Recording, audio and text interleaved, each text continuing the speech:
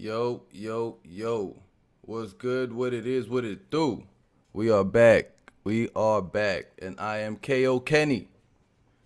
Coming here to K this oldest shit, you know? Gotta knock this shit out the park. Thank you all for tuning in. Thank you all for joining me. I appreciate you. You already know how it goes. Hard work, dedication, making this happen. All right, so to start off the show, I just want to give a couple of shout outs. First, let's go right into my man, Maestro A, who is the first man in. Want to shout out Eileen. Thank you for joining me. HCP Network, D-Style, Ringside Reporter, Joe Habib. You already know, the whole crew. Let's keep it going. Tonight, we have Women Crushing It Wednesdays at 8 p.m. EST. Excuse me, 9 p.m. EST on In the Ring with Christine's channel. It's a good show. Check it out. Tune in. Tomorrow we got Al Chile at 2 p.m. Eastern Time on Chicano Prophet on YouTube. And tomorrow night, we have the flagship show of HCP, The Roundtable. I'll be a guest tomorrow. It'll be taking place at 8 p.m. on Ringside Reporters channel. And now, let's jump right into it. Yo, what's good, Boxing Republic? Nancy, thank you for tuning in. Shout out, salute, appreciate you. You already know. Let's get right into it, though. Let's get right into it. We got, first coming up, the top-ranked Youngin Fight card. A lot of things occurred this weekend at this Youngin Fight card. And it was very exciting. A lot of challenges took place. It felt like it wasn't one of them cherry pick cards. It wasn't one of them cards where everybody got an easy ride and everybody was supposed to get a KO. Everybody got challenged in there. And the youngins took the challenge lovely.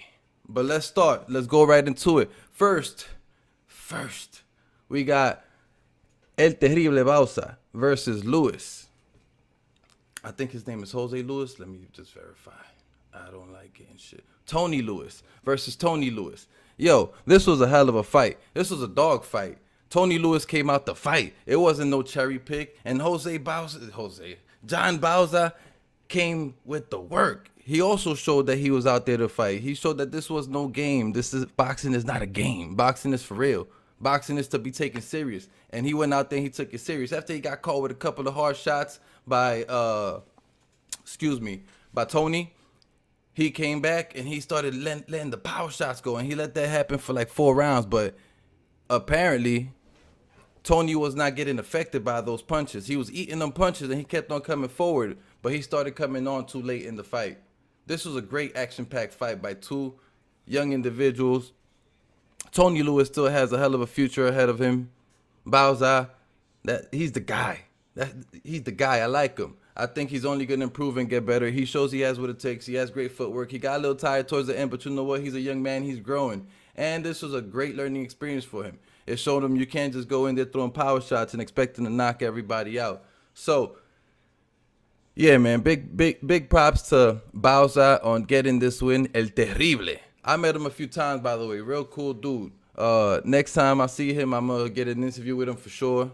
Shit, I may hit him up on Twitter or Instagram and see if I can get an interview because cool dude. I've met him a couple times in person. I don't see why he would not show me love. You know how it goes.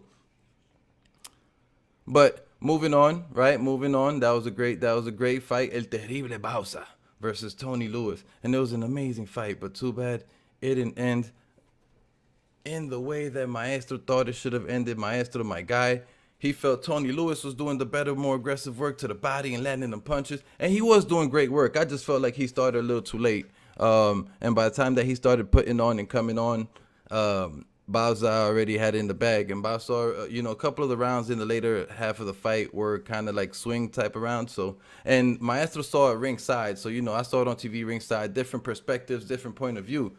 Saludos, no pa. How you doing? What's good? Can't complain. Always good over here. The GOAT Mario P. What is good, brother? Thank you for joining me. You already know. We moving. All right. So, shout out and salute to my man Terrible Bauza for looking amazing out there, which he did. And Tony Lewis also looked amazing. He'll be all right. He'll get some other great fights. He's not done with his career. That he's young too anyway. Like, you know, let's stop it. Let's stop hating. All right. Moving on to the next event on that day in the Top Ranked Young and Fight card. We got Xander Zayas, the guy, the man, the individual that is looking like the guy who should have headlined the card. Xander Zayas versus Quincy Lavallais, or Lavallais. Not sure how you say it. I've heard people say it multiple ways. And look, it's somebody's name. It ain't like it has a specific way to pronounce it. So, Xander Zayas came out throwing punches and bunches and landing and keeping Lavallais, or Lavallais, as we said, keeping him at bay, landing good body work, good head work, landing a great job, coming with combination punches that just looked amazing. The guy looked, man, he looked like he was already a veteran fighter. The guy looks amazing in there. And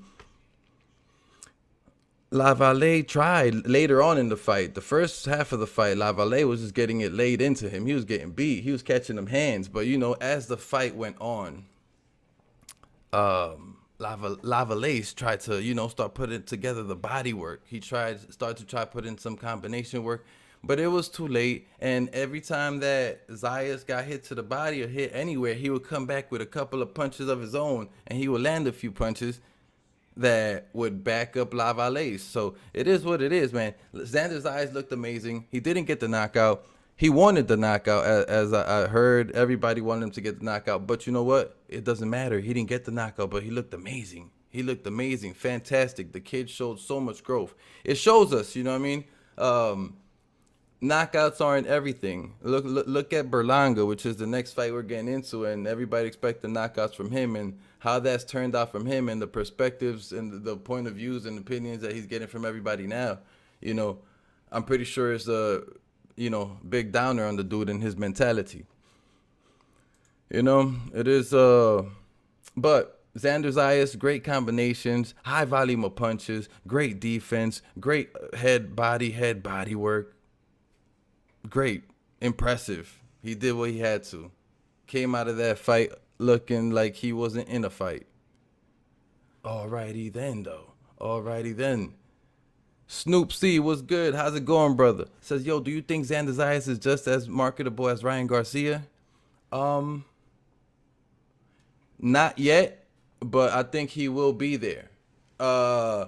He's very marketable he's extremely marketable. The way he speaks, his energy, he has good vibes to him. He's all about positive shit. He's a boxer, but he's always talking positivity and bigging up everybody. He's never acting like, you know, some tough guy and then going in there and getting beat up. His marketability is there. You know, he has sponsorship. He's a handsome dude, pause. You know, I think his marketability is there. I just don't think that it's grown to that capacity yet because he's newer to social media. He's not huge on social media. Once he gets more a little on social media and gets more on mainstream TV and starts headlining cards and gets a belt and all this stuff, I think he could 100% surpass Ryan Garcia, especially if Ryan Garcia continues doing this like lackadaisical fighter thing, like he's a fighter or he's not a fighter. You know what I'm saying? We need an answer to that, but it seems like he's coming back strong with Joe Goosen right now, and I think that Ryan Garcia is extremely skilled. So let's see how that goes. Let's see what happens with that situation. He's definitely extremely marketable, though. All right, let's keep it moving, though. Let's keep it moving because we got the main event. And this was a great one. It was a great one because Berlanga got tested, just like he got tested last fight. I think that's great. See, everybody's looking at this like, oh man, Steve Rose should have won. It should have been a draw. Bad work for Berlanga. He hasn't learned anything. I think that the first round knockout stunted his growth, and all of these opinions can potentially be true. But I think that the kid is 24, right? He's 24 years old. I think he has a lot of room and space for growth. I don't think it's over for him and his growth. He said he hurt his elbow. I don't know if that's true or not. I give everybody the benefit of the doubt. I try to listen to what these fighters say, you know. So, yeah, I don't know. Berlanga, I think he definitely has a lot of room for growth. He has to work on that jab, take it back to the fundamentals. He's missing fundamentals. He was throwing a top-down jab when he was fighting. Instead of throwing a straight, he was coming from the top. And you're not going to hit anybody with power. Also, you're not going to get to the person with speed. Also, you're not getting full length to get the full distance that you can get on your jab to land your punch from as far as possible. He needs to work on fundamentals. His footwork is lackadaisical. He's very slow. He just does this 1-2, come forward thing and then goes flat-footed. 1-2, come forward thing, flat-footed. Puts his gloves up when he's about to punch. He just needs to do a couple things to work on his fundamentals. He has way too many coaches. Get one coach. Focus on fundamentals. You got the power. You got some hook punches. You got some body punches. You got the things that come later for a boxer. So take it back to the fundamentals. Focus on fundamentals and bring that into your game. And I think he'll be completely fine. Because once he starts mixing in punches and mixing in punch speeds and the power that he throws his punches with, he's going to be A-okay. I'm telling you. The knockouts will come much easier. It's just that right now he's projecting all his punches, and everybody knows. Look for the high guard. Once he's moving forward, and you see that he puts the high guard, you know he's about to throw a couple hooks. You know that's what's coming. Snoop C says, "Did you hear anything from our industry sources on Edgar Berlanga's or Xander Zayas' June 11th opponents?" Nah, I haven't heard anything, bro. I wish I did have some information on that. The moment that they announced that fight, I'm going to see about applying for media passes. I may get rejected because, you know, I'm new to this whole YouTube shit, but it don't hurt to apply. Look, they start seeing my name eventually, when my channel does grow, and eventually when I do have a greater following, you'll see. You will see. My passes are going to start getting approved. But yeah, I don't know who they're fighting on June 11th. I can't wait. If it's possible and the tickets aren't outrageously expensive, I will definitely get a ticket to that event since I missed this last one. It is what it is. New York City's open. We back. We outside again. That's just, it's hot. The streets are hot. So I'm in there. But yeah, one more thing about Steve Rose, yo. We got to put some respect on that man's name, or respect. What's this guy's name? Birdman said respect. Put some respect on that man's name, and put some respect on Triple G's name, because that last fight, Steve Rose did, I feel, great work with that jab inside those 4 rounds before that fight ended by KO against Triple G, and it shows you that Triple G is levels above Berlanga. And there really is levels to this shit, because, yo, I don't know if you remember 2-3 fights ago, the comparisons of, Triple G is old, Berlanga's young. I think that Berlanga will beat Triple G. Definitely not. Berlanga has to go back to work. Berlanga has some stuff to learn. And that's not me knocking the guy. He's young. He will be better. Mark my words. You will see. Hold on. Let me get a drink.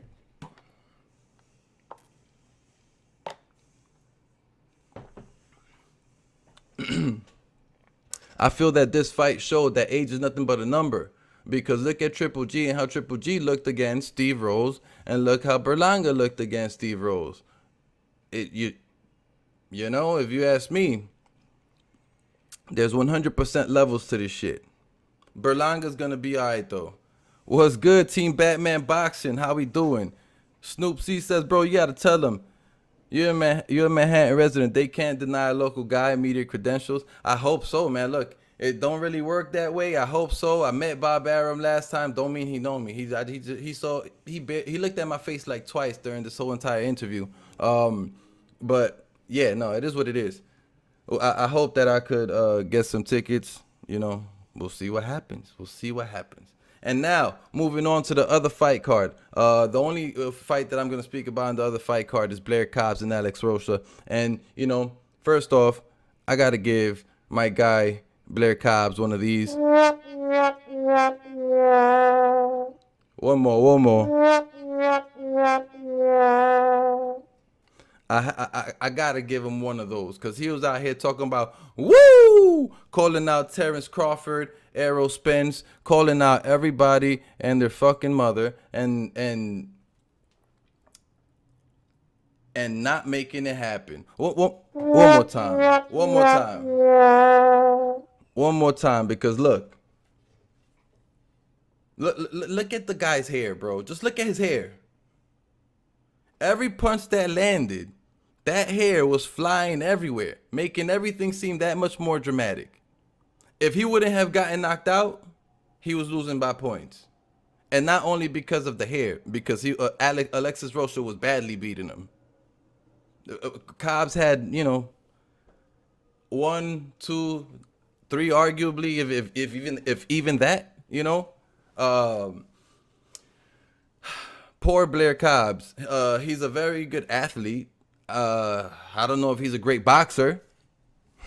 Now, he has some skill. He just really needs to hone in on his abilities. And he's getting old. I think he's 31.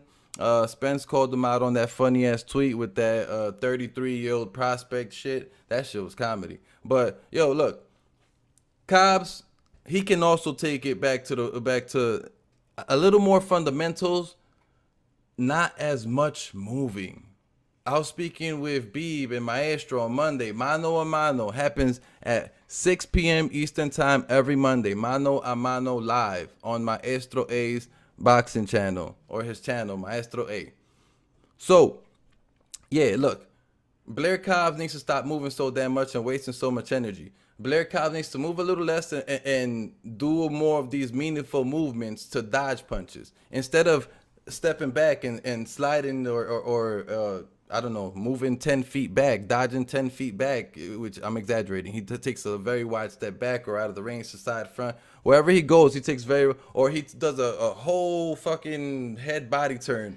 Wait, like I can't do it because I have a mic, but literally wastes a ton of movement. He could just relax a little bit with all of that and focus on little head feints, punching feints, little shit like this, side to side, you know what I'm saying? Like, it doesn't have to be all the extreme wasteful shit that he's doing that's killing all his energy, and he's doing all that shit instead of throwing punches. You saw he was very tentative in a lot of portions of this fight. I didn't mind Blaire Cobb's over the top promotional antics because at least he fought in the pocket a good portion of the fight. Also was an exciting fight. Look, it was definitely an exciting fight. I enjoyed the shit out of the fight. I can't complain about that. I just think that his antics were a little much. You can't be out here calling the top dudes and saying that you're the best and all this stuff and then go out here and really catch a beating. Although it was an exciting fight, he threw some good punches. He was in the pocket as much as he could be when he wasn't catching beats. He just talked a little too much shit. And he called out Terrence Crawford. He called out Errol Spence. The entire welterweight division was cracking jokes, and it's because of the extreme levels of shit talking that he was doing. He had so many interviews. But Team Batman Boxing says, exactly, he lacks proper boxing fundamentals, needs far too much space to land his shots at a high level. Yeah, he's he's got to definitely take it back to fundamentals as well. Needs to shorten up all his movements, needs to not waste so much energy in dodging, and needs to throw more punches. When he landed some good punches, Rocha definitely felt them. But he didn't land enough of those good punches. He was wasting all his energy moving backwards, running around, doing head rolls and all this other stuff. For those that know Spanish, look at Ricardo Mayorga and the trash he would talk. Yeah, Ricardo Mayorga would talk mad trash. But it was different levels of trash, Snoop. See, Mayorga was talking endless shit about De La Hoya's wife, his family, that saying De La Hoya wasn't a man, that he doesn't have a penis, that he's gonna take care of his wife for him, and a whole lot. His trash talk was on a whole nother level. It wasn't trash talk like, hey, I'ma beat you. Woo, you got no skill. Blah blah blah blah blah. You never seen it with with the whole WWE type of talk mentality shit. So it gave it this goofy feel to the trash talk. And then he badly got beat, and the hair moved going all over the place, made him look even extra goofy. I'm telling you, bro. That's it. He just did too much, and his fashion of doing too much wasn't a good one. I'm not giving a pass to Ricardo Mayorga, but it's just different styles of trash talk. Mayorga also got his ass beat, but when I was watching that fight, it wasn't I didn't get the feeling that I got with the Blaire Cobb fight, which was like, oh, he's getting beat and he deserves it for all that trash talk that he got. I was like, that's fucking good for Mayorga. Like it was just a different feel. Like for Blaire Cobb, it was more of a funny thing. Like, you fucking goofy ass dude. Come on, man. For Mayorga, it was like, bro, he was talking about his family, all this other stuff. I was not even De La Hoya fan, but I was like, oh, he got to get beat. He got to get whooped. He was talking about everything. It was just different feelings for me. Rocha was just more efficient and tight with his punches. Completely ruined any sustained offense from Cobbs. 100%. Faster, much tighter, way higher volume, much more angles. The bookies actually had Alexis Rocha as the favorite. I could see that. It makes sense. Cobbs can't deal with pressure. He doesn't know how to control distance. Nah, he definitely cannot deal with pressure. I saw him sparring a couple dudes, and he looked great in the sparring videos. But the thing is, sparring videos are like 1, 2, 3 rounds maybe. A dude could run and push and throw as many punches as he wants for that amount of rounds. But when a guy's fighting 10, 12 rounds, it's a different story. It's not sparring anymore. It was a fun fight. Cobb showed heart. It was a competitive loss. He showed mad heart, and I give him props for showing heart. But that still wouldn't stop me from giving him another one, because he talked too much funny shit. He talked too much funny crap to not be made fun of, and that just is what it is. But I spent enough time on Blaire Cobb and Alexis Rocha. It was a great match. It was entertaining. Let's keep it moving. Let's go on to my next topic of event, and it is Don King outbidding Frank Warren for Trevor Bryant versus Daniel Dubois. It was, I believe, a 3.3 million going on a 55-45. And I'm with this fight. I'm definitely with this fight. I like that Don King stepped in and outbid Frank Warren, Trevor is one of his fighters, so it makes sense, Trevor Bryant is definitely a Don King fighter. It makes sense that he wants to be the main promoter for that fight, and he outbid Frank Warren. Got another 90-year-old man doing his thing in the sport of boxing. Got to appreciate that. Look, pushing forward at that age to work so hard and even living and getting to that age, must be doing some phenomenal things, and you got to big that up and praise that. But yeah, it's a 55-45 split. So they'll both be getting paid good cash. Trevor Bryant will be getting the larger amount of the cash, and it makes sense. It makes a lot of sense since he's the guy with the regular belt. Cobbs raised both his profile and Rocha's. Yes, he did. Did you hear of the sparring story Ring IQ said about him getting knocked out conscious and being transported? Nah. I didn't hear about that one. That just sound crazy. Definitely link me after. Send me that so I can see that video. But yeah, back to Trevor Bryant and Dynamite Daniel Dubois. So look, this is going to be a great fight. Two big dudes.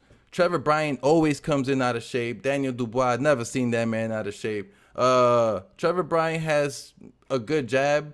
But besides that, I don't think he has much to present. I don't think he's that great. I don't think that Trevor Bryant, he doesn't impress me. He comes in too out of shape. He does last the fight, doesn't throw enough punches, doesn't really take his man out of there. He should have won that last fight that he fought. I can't remember the guy's name. I'm terrible with names. It is what it is. Unless a fighter stands out for some reason to me or does something amazing or has an amazing track record, it's hard for me to remember their names. But yeah, man, this is going to be a good fight. This is going to be a great fight. And I expect Dynamite Daniel Dubois to win. And if he doesn't win, if he does not win, I'm not gonna be too happy because I don't think Trevor Bryant is too great, and I don't. Dynamite Daniel Dubois was a big letdown for me when he lost against Joe Joyce. I had him winning that fight against Joe Joyce, and he lost. If he loses against Trevor Bryant, then I don't really see where the future is at for Dynamite Dubois. It's good for Daniel Dubois to get that U.S. fight experience. Too many fighters only want to fight on home turf. Yeah, you know, the home turf thing is safer. You know, safer scoring for the home guy. Potentially more money for the home guy. And there go the police sirens because we're in New York, but I can't turn my mic off. They ain't coming to get me, though. There's always shit happening out here. I'm one of the good dudes, as they all say. Okay. Don King finally figured out you can't take it with you. No F's left to give. Yo, it is what it is. Doesn't he have a family or some shit? I don't know. Shout out to Don King. He still has the WBA doing him favors. Yo, look, why not? Don King was involved in the sport of boxing forever, and it is what it is. If Bob Arum can do it, Don King can do it too. Yo, it is what it is. You know, the other day, when I was in front of Bob Arum, I was thinking of asking him the question, which is the same question that I would ask Don King, which is, do you plan on continuing to promote fights and continue working with the sport of boxing till like your last breath? But then I was like, nah, you know, you can't ask that. That's mad disrespectful in the way, you know, it's private. And these are like very rich guys that have been around forever. And I'm like the young buck, you know, it's just like, fuck it. I mean, I was like, let me not ask that shit. That shit sounds crazy. Don King finally figured out. Oh, he already read that one. Shout out to Don King. He still has did that one already. What's good, brother? HCP, my guy. What's good? How's it going, D-Style? And the HCP network. Subscribe to that, man, if you don't already.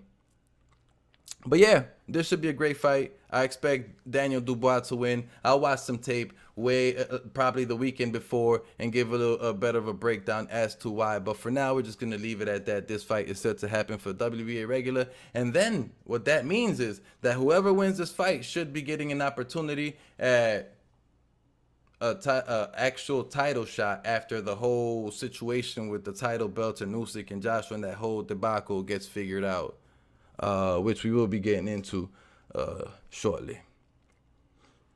All right, let's keep it going, though. Let's keep it going. The next topic. Hold on, before we go to the next topic. Yo, Joe Joyce versus Joseph Parker is going to be a good fight if finalized. That would 100% be exciting. 100% be exciting. I got Joseph Parker winning that. HBO movie, Don King, Only in America, forgotten great boxing movie. Ving Rhames was fired. I never seen that. I'm going to watch that. Nando, I'm going to watch that tonight, my guy, because I never seen it, and it just sounds entertaining. I'm all into boxing shit. What up, Big Kenny? How you feeling, fam? Can't complain, Sly. You already know. Always good. Always happy. Good energy. You know what I'm saying? We all about positive boxing talk. And you know, facts. Facts can't be negative. If it's factual, it's not a negative thing. But the opinions, I try to keep positive, but factual. See what I did there? Andy Ruiz versus Dereck Chisora is a possibility. It's being discussed. And I think this will be an amazing fight. Fantastic. Haplotype, what's good, my G? How you doing? Jay Lanks. Big ups to you, my guy. Thank you for joining. You already know, can't complain. Keeping it going here. Andy Ruiz and Dereck Chisora. I would be very excited to watch this fight. Del Boy versus Snicker Boy. Yo, two big dudes, two heavyweights.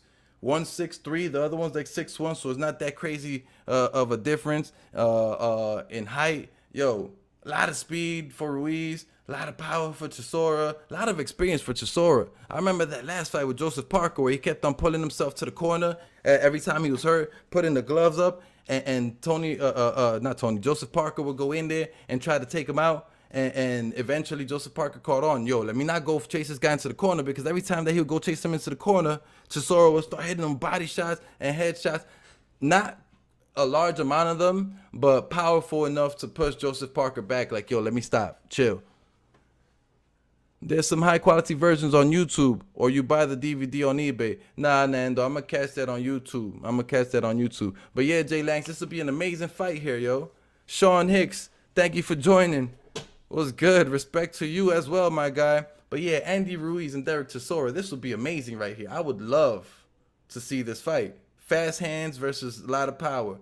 I'm gonna say moderate power in Andy. He knocked out AJ, but apparently we know that AJ doesn't seem to have much of a chin. But yo, this will be an amazing fight. Andy Ruiz hasn't been fighting for some time. He keeps on taking time off. Chisora stay active. Chisora is always ready. You know what I'm saying? Andy Ruiz, I'm not sure if he is, but this will be an amazing fight. Fast hands and a lot of skill both ways. Let's go. Let's set this up. The only reason why this may not happen currently right now, what I read up on it, is that Andy Ruiz wants more money in order to entertain this fight. And I understand. I get it. You know, but even if it depends where the fight is going to take place. If they're going over to Del Boy's hometown, then okay, give him some more money. I get that. It makes sense. Otherwise, take that fight. Stop playing and take that fight. Andy Ruiz versus Dereck Chisora will be entertaining. Both will go to hell for leather. This better not be a pay-per-view, though. Oh, hell no. You already know what I'm doing if it's a pay-per-view. I only pay for, like, real big fights, like I said. I support what I think should be supported. So, for example, Kanye West did a whole lot of foolish shit back in the day when he was doing that whole presidential Republican stuff and all the shit he was saying. Guess what? I don't buy no Kanye clothes. I don't buy no Kanye sneakers. So the same way that I don't support Kanye and his stuff because of that is the same way that I won't support pay-per-views that I don't think should be pay-per-views, and you will catch me streaming those bad boys. I don't even have a DVD player no more. Nah, man, I don't got things that play CDs in my crib. It's all digital, bro. Ruiz and PVC already turned it down. I think Ortiz is likely next. What's up with Wilder? Man, Wilder's having hallucinogenics somewhere in some island. Wilder's not thinking about boxing right now.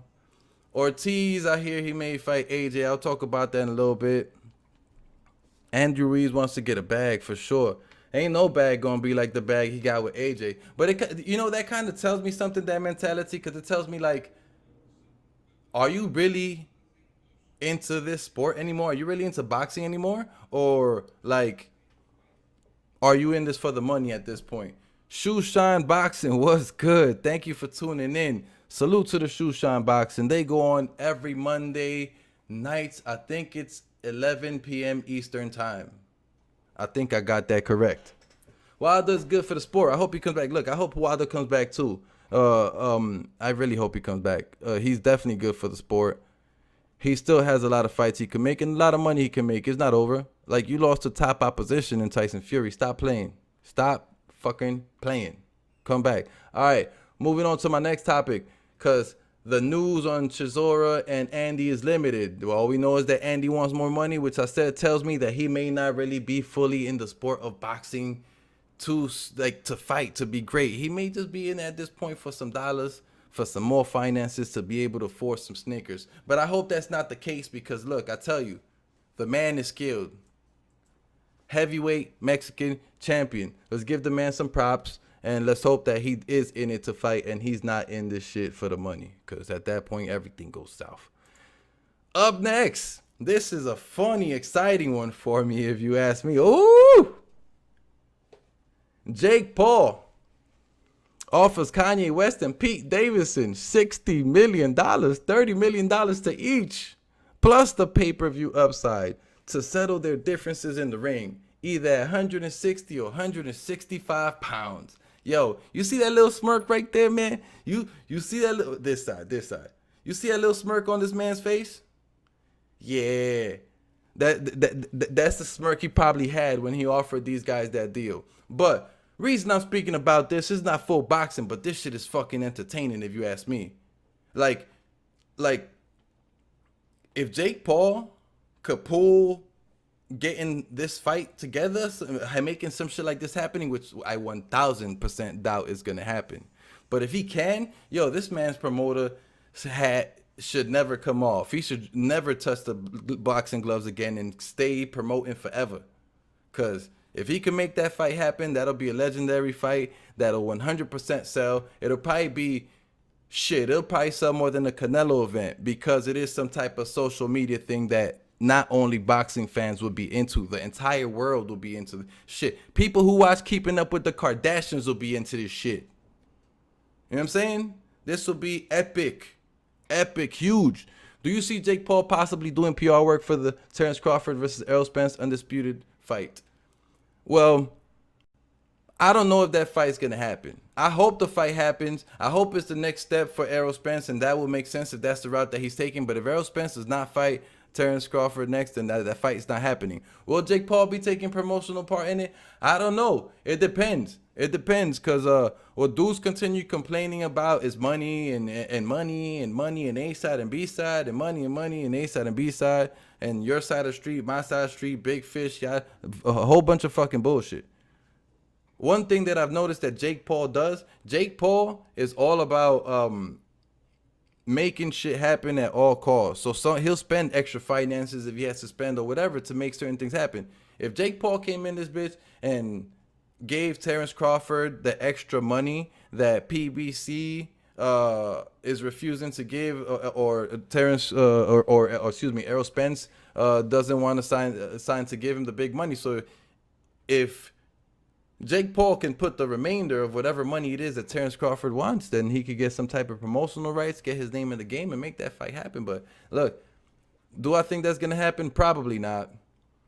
Probably not. Terence Crawford is a prideful dude, and I don't see him letting a new promoter like Jake Paul get up in there. You know, I don't know, but we'll see what happens. I believe Terence Crawford versus Errol Spence will happen, not once, but definitely twice. It's the biggest non-Canelo, non-heavyweight fight. I 100% agree. Not that it will happen, that I hope it happens, and that it is the biggest fight besides Canelo and heavyweights. But we'll see. We'll see. It's just, we've been wanting it for too long, and it should have happened such a long time ago, and it still hasn't happened, so it leaves me with doubt. 1 second.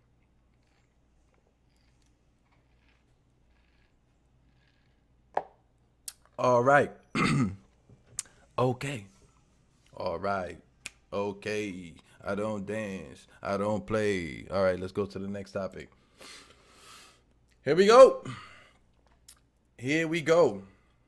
The moment or the fight that we've all been waiting to be signed since we saw Teofimo lose. This is a fight we've all been waiting to get signed. Not Kambosos versus Loma. Not Kambosos versus Ryan or Tank or whoever else, but Kambosos versus Haney. Why? Because Haney has that last belt. Whether you want to call it a paper belt, a given belt, whatever, he got the other belt, and it needs to be undisputed. That weight class needs to be undisputed. So, Haney hasn't signed the contract. But 1 second. Nando says there's enough money to satisfy both guys regarding Terence Crawford and Errol Spence from the PBC side. And that's why I said that maybe Jake Paul steps in with some dollars and throws it in there. But back to Devin Haney and George Kambosos. Look, this is a great fight. Everybody doubts George Kambosos because they don't know George Kambosos. Like, how you doubt the unknown? The unknown was what came in and destroyed the known Teofimo Lopez last fight. We know very little about Kambosos. We know very much about Devin Haney. Who's going to win this fight? I won't choose a winner right at this point because we got so much time. The fight hasn't even been signed. But if this fight happens, it's going to be a hell of a fight. Right now, I'm going to label it as 50-50. Both guys have a lot of speed. Both guys have great footwork. Both guys can throw punches and bunches. One guy seems to have a stronger chin than the other. One guy seems to be a little longer and taller than the other with better reach. But awkward angles. Yo, this is going to be a great fight. Believe it or not. You can doubt Kambosos as much as you want, but he's training in the dark. He's training in the dark. And I'm telling you, This is going to be a great fight. Don't doubt Kambosos if it gets signed. Devin Haney, Kambosos was like, it's a long flight out here, boy, whatever. It's like 23 hours, something like that. Devin Haney said, I know the flight. I'm going over there, bitch. So look, I hope this fight gets signed. We've gone through a lot of bullshit and a lot of back and forth. From the I'll fight you in Jupiter to the why don't you come fight in the U.S. to the no, now I'm fighting Lomachenko to the okay, Lomachenko can't fight because he's staying at war to now we may actually have this fight with Devin Haney. Let's hope Devin Haney signs it because that's the only thing remaining. And then we could talk about it more in depth. They've been talking that smack back and forth, and this contract has been sent from Lou Bella and George Kambosos' side over to Devin Haney's side. So let's see what happens. He should do most of his camp in Australia to get used to the time zone, the 19+ hour flight, as well as the immense weight cut he goes to. Yo, look, that's a great idea. Adjust to the location. Do your training out there so it makes sense. So you're not at any disadvantages. Kambosos is already undisputed, as was Teofimo. Winning 4 belts already doing too much. 5, 6, LOL. Nah, man. They're not undisputed. They didn't have the 4th belt. We all know the argument. Let's not do that. The argument has been had 1 million times between 1 million different people. But in my opinion, none of them were undisputed. All right. Haney will smoke Kambosos. Win every round. Unanimous decision 12. Oh, you crazy. You smoking crack if you think that. Damn. Mario P. Stop it. That's definitely not factual. That's not going to happen. He's definitely not going to win every round. Nobody wins every round in boxing. Even if they win every round. Like, that's so rare. You know what I'm saying? So, yeah. Can't wait. 135-pound division is on fire. On fire. And Miguel Bertel is joining the 135-pound division. We'll be speaking about that later because he is fighting this weekend against Jeremiah Nakathila. Haney was smoked. Nope. The IBF WBO disputes the franchise title. Check their official websites. Agree to disagree. Exactly, Nando. Agree to disagree. But yes, there is the franchise belt. It is what it is. Doesn't exist. And that's what dude had. He didn't have the actual WBC, I believe it is. And too bad. He wasn't undisputed. It is what it is. So, Haney's too slick for George Kambosos. I don't know about that. George Kambosos got these weird ass angles and throws punches at weird angles with weird speeds and like, yeah, Kambosos is different. He got a different fighting style than most of us have seen. Let's see. What else do I got here? Blah, blah, blah, blah, blah. All right. That's it. We're gonna move on. We're gonna move on from George Kambosos and Devin Haney. Because, the contract isn't signed, just like the Andy Ruiz and Chisora, their contract isn't signed. So we're going to move on until we get a little more details and, we can actually talk about tail of the tape and all this other nonsense and do full research to decide who's going to win and get more excited about this fight. Haney's more talented, but the lack of power is his Achilles heel. That, and look, he may be a little chinny. I don't know if he could continue... If he could keep the fundamentals up, the good footwork, the jab, and stay long range, and keep it boring and fundamental, most fights are very winnable for Devin Haney. Haney doesn't like to hit, but at the same time, he's never went down on the canvas. Doesn't like to get hit, is what I think what you meant. Yeah, true. He's been buzzed, never been down. I give that props. Okay. All right. Let's go. Let's do it. This is a big one. This is a big one. Boom. Here we go. According to Captain Cap, the biggest capper, Mr. Have a Cap busted in his knees. Let me stop. AKA Mike Coppinger says, Usyk has gotten permission to leave Ukraine and begin training for a summer showdown with AJ. But Usyk has not responded to that yet. Yo, salute G Funky. How's it going? Thank you for joining, brother. Appreciate you. You already know. If you don't already follow him, go check out G Funky Boxing. He does some cool stuff over there on his channel. Has some calling shows after fights and such. Show some love. All right, let's go. So, AJ Usyk. Cap with the cap. Before we fully dive to the AJ Usyk potential fight, the cap with the cap. Look. I'm gonna say that I think that if Loma stayed back in Ukraine and didn't come fight, I'm 100% gonna say that I think Usyk is also not gonna come train for the fight. He's gonna stay at the war. It is what it is. I think they're both gonna stay at war, and that's just, it is what it is. Unfortunately, and let's hope for their safety, safe return, and all of that.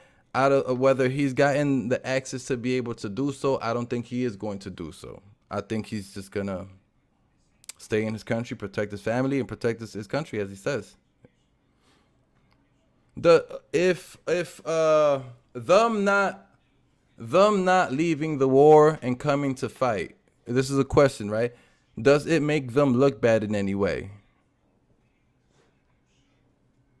Maestro QACP, Kenny T, all better than Coppinger. The journalist game is weird. How many times has my cap been proved wrong? Yeah, man, this guy, I don't know what to tell you, bro. Agree, both are heroes. See, yeah, but look, Coppinger, I don't know what to tell you, man. I don't know. This, it is what it is. Look, I feel like once you get your foot in the door, once you have the network or the connections, I feel like it just is what it is. Like, it doesn't matter what lies you tell. You're already connected. You're already there. People already know you, and it's like, if they fire you, people still know you. So it's like, they already got their foot in the door. They ain't going nowhere. Shit ain't changing. It is what it is. But yeah, doesn't make Loma Usyk look bad that they're not leaving the war to come box. My opinion is hell no. Some people may have different thoughts. But look, when you're home, your family, your country, everything, your whole world is being threatened to, being blown up, taken over, whatever the case may be. I don't know the full details. I don't follow politics like that. But when your whole world is being threatened and you have part of your world, boxing, over there, which is not being threatened. Boxing is going to be there. It's just not being threatened. But your whole world over here, your whole personal world is being threatened. You're not going to leave protecting your personal world, everything that you live, that you exist for, everything that came before the business of boxing. You're not going to leave that to go fight a boxing match and make millions and to not upset fans. It just is what it is.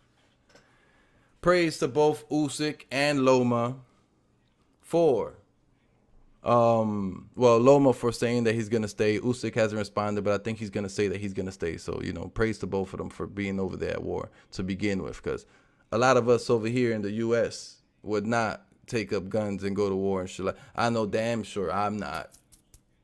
So, yeah. Okay, all right. So now, AJ Usyk. Is this fight actually going to materialize? I would think so. I think not. Like I said, Usyk, I think, is going to follow in the steps of Loma. These guys are damn near one and the same. Same trainer, same location, very similar style. They're like family. I think that Usyk is also going to stay back with his family. But if Usyk and AJ do not fight, who do I think that AJ should be fighting? Well, I think that he should be fighting left-handers, right? Because whether he fights Usyk next or not, he's going to fight Usyk at some point. It's unless something crazy, knock on wood, unless something insane happens, I don't see I see this fight as inevitable. Like, this fight has to happen, Usyk and AJ, after they come back, after he comes back. So, after Usyk comes back. So, yeah, look, who I think he should fight is either Otto. I think he should fight Otto Wallin. But I've been hearing this little bullshit that I don't really agree with, I don't really like, but they're saying that Luis Ortiz is a potential opponent, man. Luis Ortiz is a potential opponent for this guy, and I think that's bullshit. Luis Ortiz has been beat by many people. Luis Ortiz is just recovering from surgery. Came back saying, "Oh, I'm healthy. I want to fight AJ next time." And I'm pretty sure they're going to entertain that instead of Otto Wallin, which I think presents a greater threat potentially. But it is what it is, man.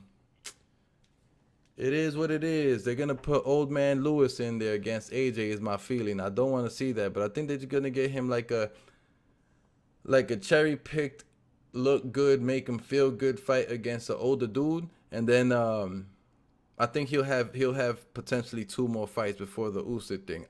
Potentially, but yeah, I think they're gonna put him in there against Ortiz. Charles Martin, lack of ring concentration, lost him that fight. Nah, man. Charles Martin, I never believed in his skills and abilities. Yo, the police loves blocking on my show. They love passing so many times around 6 o'clock when I'm on my show. Like, what's going on? Is 5 to 6 a hot time? People getting out of work, I get that, but shit. Damn. All right. Let's see where we at. All right, we sliding over to the next topic. The next topic, my man, Big Eddie Hearn. Okay, top dog Big Eddie Hearn getting a lot of hate. I saw mad hate tweets to him because, once again, the fight has sold out. The fight has sold out. Pre-sale has sold out, and he's getting a lot of hate for it. Doesn't make sense why people hating because he said the fight sold out. But, yo, it's a Canelo Bivol fight. Did you guys not think it was going to sell out? What are we doing? Of course it's going to sell out, bro. Anything that Canelo's in is going to sell out. And he's fighting great opposition right now. Bivol. Stop it.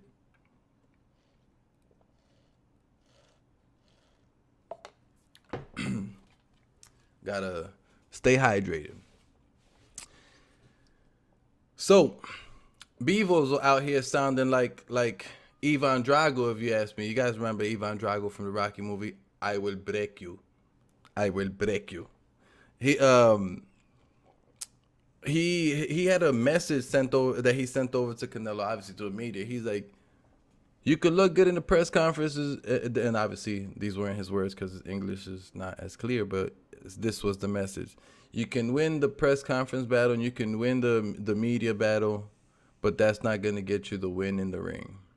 And if you know how he speaks, you can only imagine how he said that, because he be very like kind of monotone and keeps the same. I don't know. He's a little monotone. Definitely reminds me of Drago.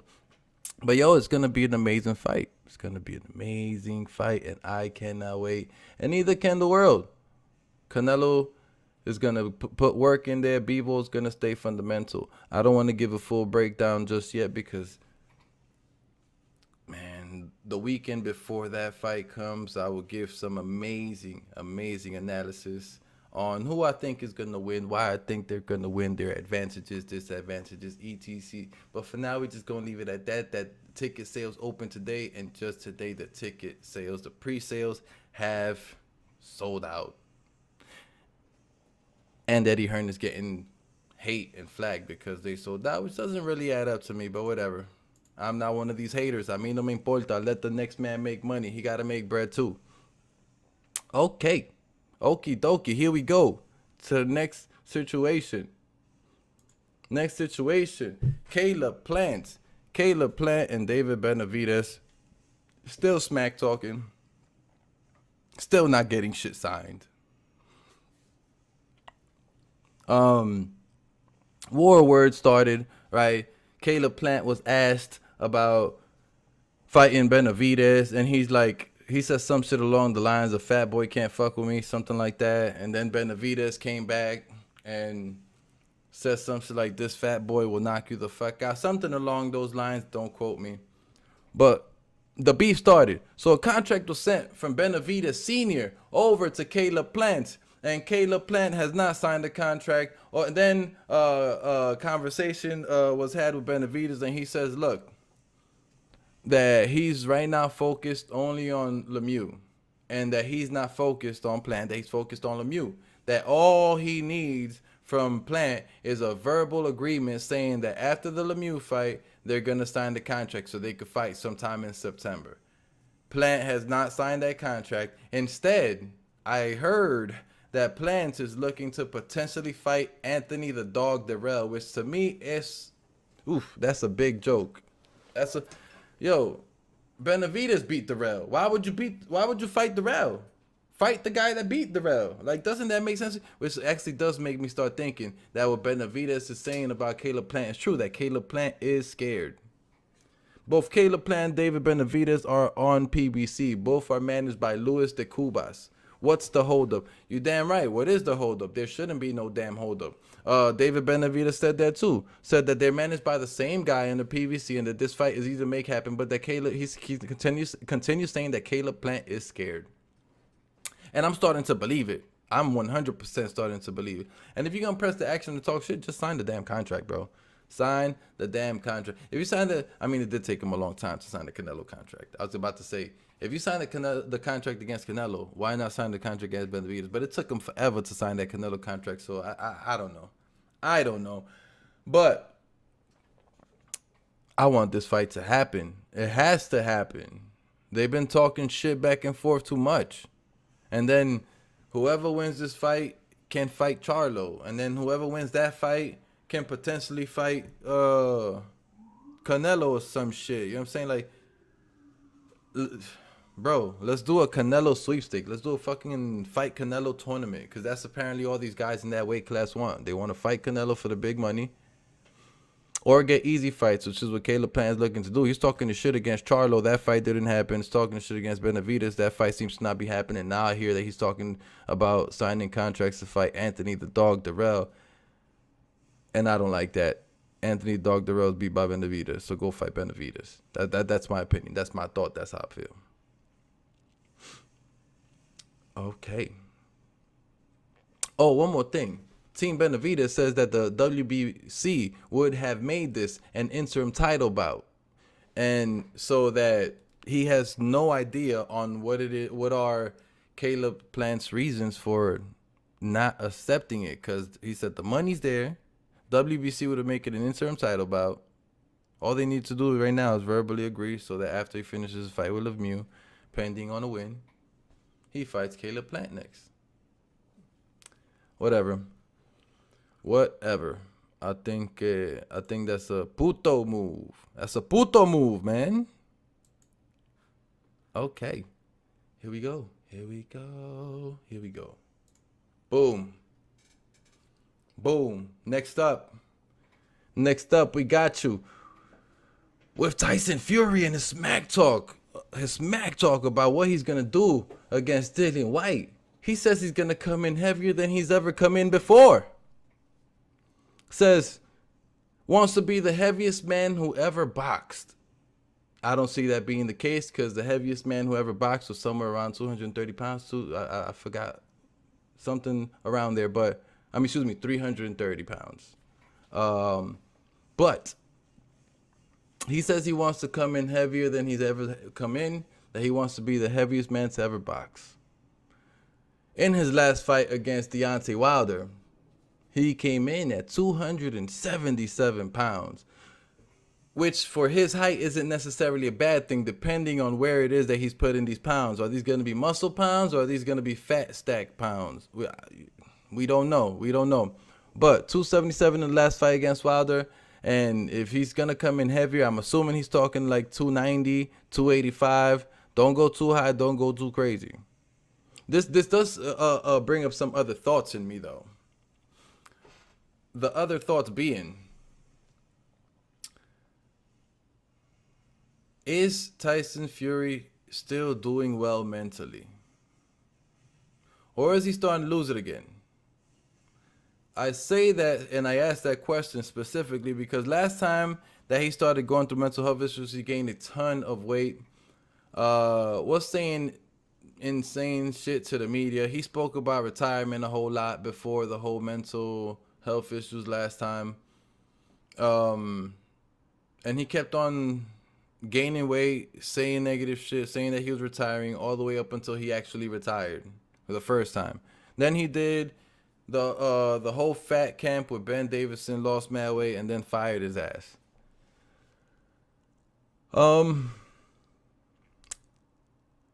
I don't know if he's doing well. He has been talking about retiring for a while, and he is going up in weight. I mean, he has looked amazing in his last couple fights, and his shit talking is as entertaining as ever.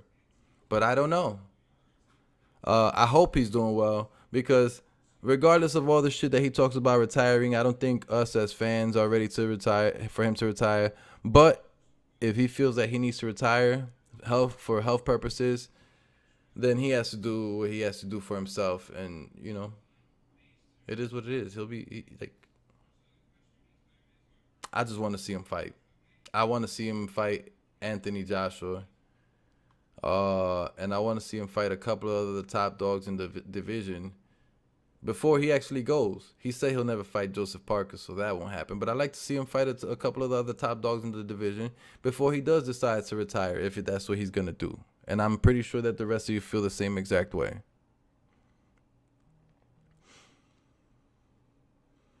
Okay.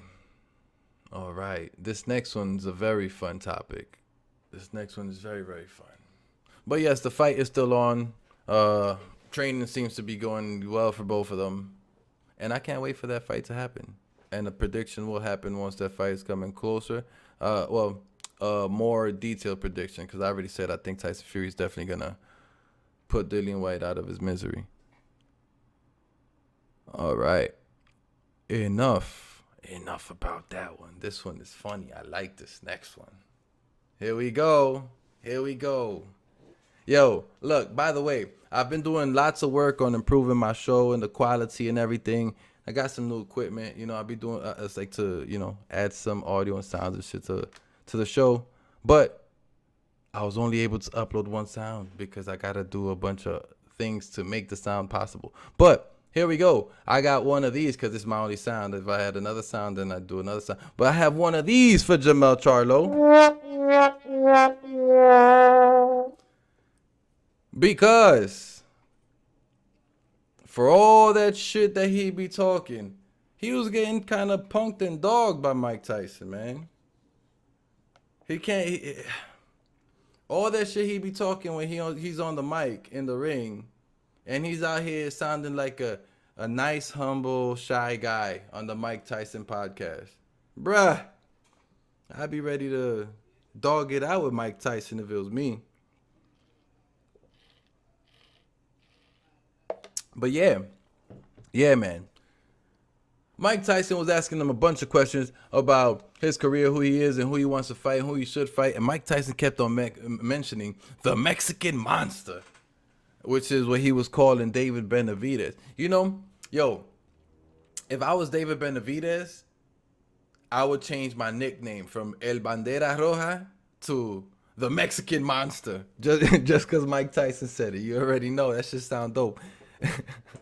But yeah, so he was getting pressed on fighting the Mexican Monster, and he really didn't have no comments. Said that his comment was that David Benavidez wanted more money than he was worth, and it's always some financial type of problem. And then Mike Tyson went right back at him. Mike Tyson was like, yeah, but that doesn't matter. It's about getting the fights. It's about being great. I remember back in my day, this, that. And then Charlo said, yeah, but this is not your day. This is not your day, blah, blah, blah.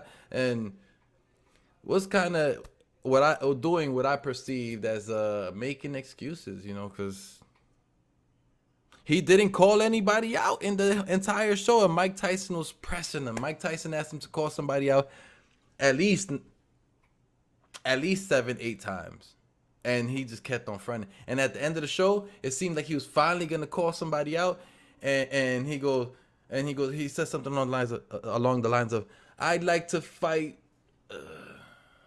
I like to fight everybody. Anybody who wants to fight. Let's go. Bring them all. Everybody. I want to fight everybody. But he didn't call anybody out specifically, which was what Mike Tyson was trying to get him to do. So Mike Tyson started calling people out for him. And then Mike Tyson ended up as a nice guy for him as well. And goes, yo, let's just he wants to fight everybody. Let's get all the fights lined up. Let's get the best fights lined up for Jamel Charlo or whatever. But, yeah, man, I think he played himself. He played himself, if you ask me, because, you on Mike Tyson's show. You should be there, ready to talk all the smack in the world, ready to dog it out. You know, you should be in there, ready for battle, verbal battle. You ever heard Mike Tyson on interviews? Not on his not on his podcast, but like on other people's interviews of him, like when he went on the Joe Budden podcast, bro, let's stop it. But he dogged him. He dogged him, and it is what it is. He's fighting Sulecki. A lot of people giving him slack for fighting Sulecki. I don't think that he should be giving him slack for fighting Sulecki. I don't know if you guys remember too long ago, but it was like if Andrade ducked Sulecki, because Andrade was set up to fight Sulecki. I think that was his mandatory, and then he dropped the belt and went up in weight. So he was getting accused of ducking Sulecki. I mean, here is Charlo fighting Sulecki. We'll see. We'll see. Let's see. Let's not just call it like a bullshit cherry pick fight. I do hope we see him in there against Alexis Munguia, because that's a very good 50-50 fight. It's a test for both of them. But too bad. The fight fell through. It is what it is. Unfortunately, we can only speak and think about the things that are actually happening. All right. Now, we are in the tail end of the show. The time is 6:05. I still got maybe another 15, 20 minutes. Let's keep it going, right? Right now, we're going to discuss and go through the fights happening this coming Saturday. Excuse me. This coming Saturday, March 26th. We have quite a few fights that I'm interested in, a couple of good fights. So we're going to speak about those. We're going to go through those right now. All right. Here we have the first one of the night that I'm going to be speaking about. Yo, what's good, JC? Thank you for tuning in and joining. I appreciate you, brother. You already know. Appreciate everybody for coming in. Thank you so much for supporting and appreciating, sharing. I appreciate everything, man. Everything, everybody. All right.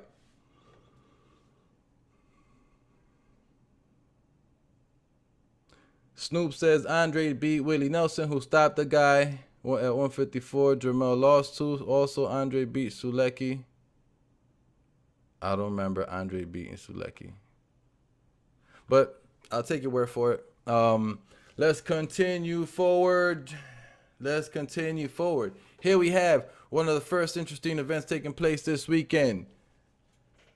Miguel Bertel versus Jeremiah Nakathila. So, let's go through the stats. 1 second. Let me move my big head out the way, apparently, so you guys could actually see what the shit says. Here we go. All right. Let's go. So, Miguel Bertel wins 38. Jeremiah Nakathila 22 wins. They each have 2 losses. Miguel Bertel, with more fights and more knockouts, more experienced fighter, has 33 knockouts. Nakathila has 18, both with 0 draws. Draws are rare in the sport of boxing. They are very, very rare. You know what? Let me move me a little to the side more, so maybe that works. There, I think that's better. All right. Here we go. Excuse me. Pardon. Apologies. So, Miguel Bertel has a total of 40 bouts. Nakathila a total of 24 bouts. Bertel is much more experienced than Nakathila. But let's keep in mind, Bertel is going up in weight. He's going up in weight. Nakathila has already been established at that weight.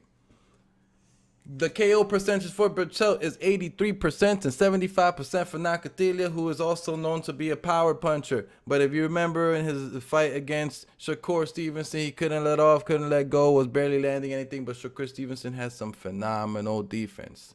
And anytime that Jeremiah Nakathila, when he has stepped up, he has taken losses. Miguel Bertel, I feel like, should be able to get the win in this fight. He has the more experience. But let's continue going down the list right here. We have both of them at a height of 5'7". By the way, I had to go research this. Like, I don't understand how certain, like, a website could have, like, a tail of the tape and not have heights. I had to go research the height and the reach and go submit it and put it in myself. But whatever. We have a height of 5'7" for both fighters. A reach of 71 inches for Miguel Bertel and a reach of 68 inches for Jeremiah Nakathila. Again, let's keep in mind, Bertel is the guy going from 130 to 135. Nakathila has been at 135. Give me 1 second. So, What that means, Nakatelia should be more used to the weight and power. Bertel is going to be going up, and he's going to be dealing with more power. We saw what happened with him last fight with the power that he faced against Valdez when he took that big KO. I do think, nonetheless, though, that Miguel Bertel is going to pull this fight off. He has a longer reach. He has the more experience.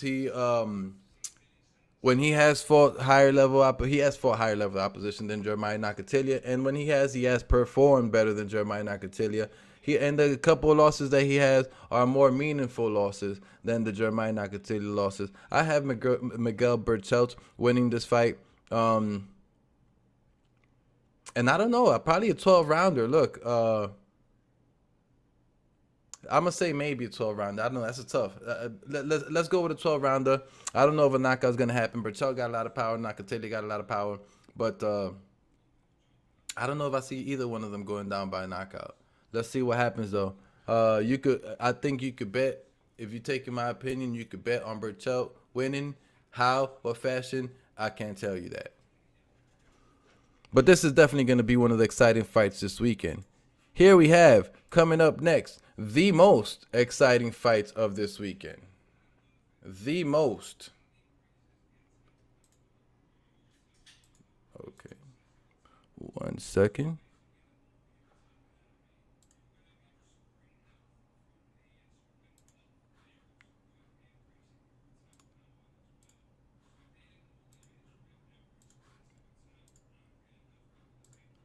Okay, my transition is, there we go. My transition wasn't working for a moment. Here we go, though. The most exciting fights of this coming weekend will be Kiko Martinez and Josh Warrington. What by far the most exciting fight of this weekend, right? 1 second. I think I'm in good position now, but let me move this. You know what? Fuck it. It's going to stay there. Nah, I'm going to do ya nice. Just for the moment. There you go. So you can see the tail of the tape. All right. Kiko Martinez and Josh Warrington. Kiko with much more bouts, and he's much older. And I don't know. It seems that he got a little more improvement in his last fight versus Kid Galahad because he knocked him out. Kid Galahad blamed it on his weight. So now Kid Galahad is moving on to the next weight division up. And it is what it is. Maybe the weight affected him. But Kiko knocked his ass the fuck out. It is what it is. Kiko Martinez, 43 wins. Josh Warrington, 30. Kiko Martinez, 10 losses. And Warrington, 1. Kiko Martinez has a hell of a long track record with a lot of losses, a lot of wins, good losses and good wins. 29 KOs for Kiko Martinez. Josh Warrington with 7. 0 draws for Kiko, 1 draw for Warrington, 53 bouts for Martinez, and 32 for Warrington. The higher knockout ratio for Martinez, 55. We saw what he did to Kid Galahad last fight. It seems like he's gotten more aggressive as he's gotten older. It seems like he lets some hands go with much more fury and goes for the knockout much more. Doesn't like to leave it in the hands of the judges. I don't think that'll be happening, but we'll see. I don't think, we'll see. The height, Martinez at 5'6", Josh Warrington at 5'7". Reach, 66 for Martinez and reach 67 for Warrington. If you saw the first fight between these two gentlemen, it was definitely a very entertaining fight. Lots of punches going both ways. Both guys landing. But I 100% think Josh Warrington did the better work. The better footwork, the better staying outside, landing the cleaner punches and jabs, and getting out of danger. Kiko Martinez also threw and landed good punches, but he was easier to hit. Kiko Martinez got a big old head.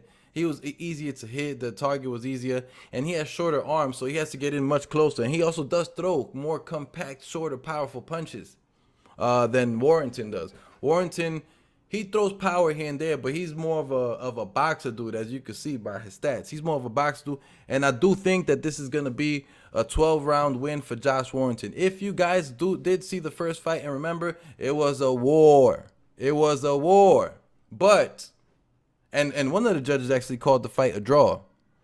But Warrington got the win. And I think Warrington got the win because, like I said, the footwork he was able to do. And every time that Martinez was trying to like really let off and let go some combination punches, you will see Warrington move back, throw jab, and start throwing combinations. Jab, cross, hook, and he would just look phenomenal in those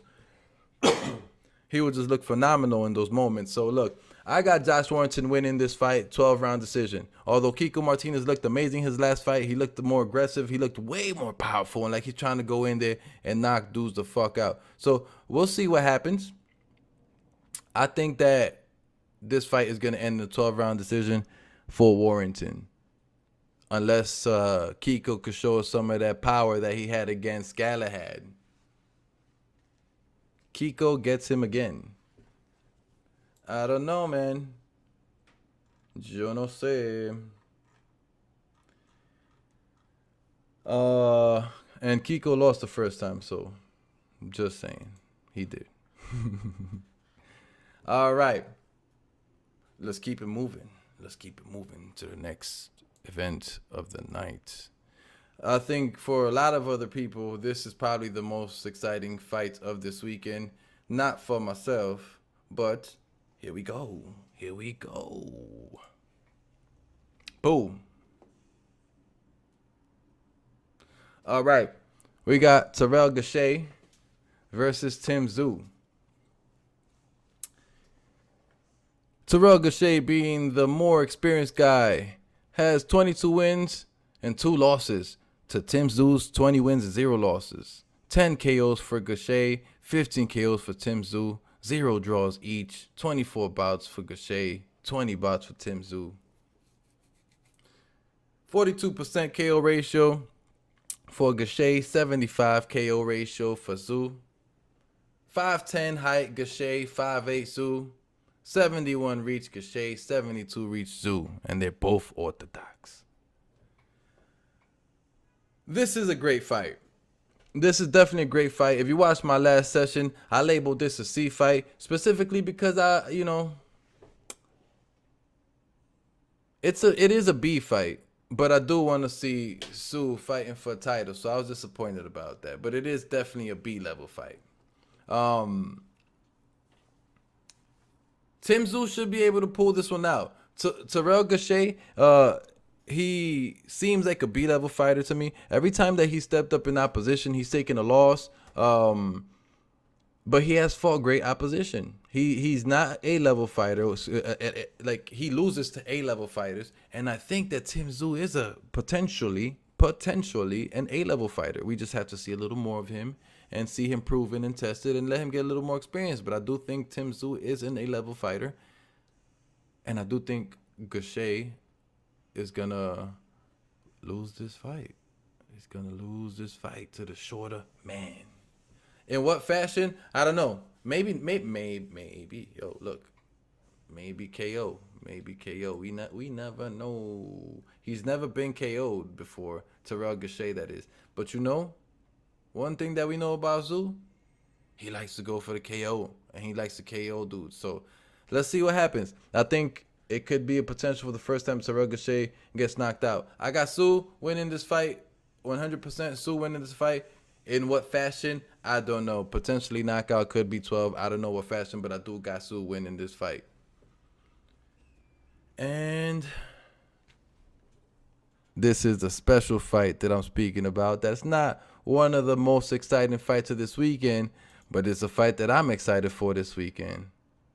All right, here we have Michel La Salsa Ali Rivera against Joseph Adorno. So, Michel Rivera with 22 wins and 0 losses. Joseph Adorno with 14 wins, 0 losses. 14 KOs for Rivera, 12 KOs for Adorno, 0 draws Rivera, 2 draws Adorno. Damn, draws aren't common. This guy got a lot of them. Total bouts, 22 for Rivera, 16 for Adorno. 64 KO percentage for Rivera, 75 KO percentage for Adorno. 5'8 height on Rivera, 5'6 height on Adorno. And the 71-inch reach on Rivera. The The reach for Adorno, I could not find it. I looked for, as you see, I put NA. I really looked for it and searched several locations. Not even the PBC site top rank. No one has his reach, which doesn't even make sense. He's the boxer. His reach should be available. But this should be a great fight. If you guys know about La Salsa Ali, Team Batman Boxing says Lara dropped him and isn't that aggressive. Tim Tszyu will be looking to end it and make a statement. I agree, Team Batman Boxing. He can 100% make a statement. I think he's gonna be trying to make a statement, but let's see. We'll see. We shall see how that goes. But back to Michel Ali Rivera and Joseph Adorno. This should be a great fight. Michel Rivera is a Dominican dude. Prides himself in fighting and looking like Muhammad Ali, and he's looked very good so far. And I think they're bringing him just right. And Joseph Adorno is not no slouch, and I think that this is going to be a great back and forth fight by two young dudes. Those body shots he throws are nasty, 100%, bro. Look, I'm excited for this weekend. There's 1, 2, 3, 4 fights that I'm excited to watch, and a bunch other undercard fights that I'm gonna be watching. There's a female title fight which I didn't speak upon because I'm not too knowledgeable on female boxing. I can't speak on something unless I know about it. I'm getting more knowledgeable. I'm doing my research, so don't worry about it. We gonna get there, but we not there just yet. So I didn't want to necessarily speak about that fight, but it is. There is a female title fight this weekend, and there's a lot of other exciting fights. But I got Michel Rivera winning this fight by a 12-round decision. No knockout. 12-round decision. Michel Rivera. He's going to win looking amazing, landing the right combinations, and this is going to go 12 rounds, and he's going to win fighting long, tall, pause, and throwing great combinations. Watch. It's going to be another great W for the Dominican Republic. My people. We aren't too big in boxing. We trying to grow though. We working.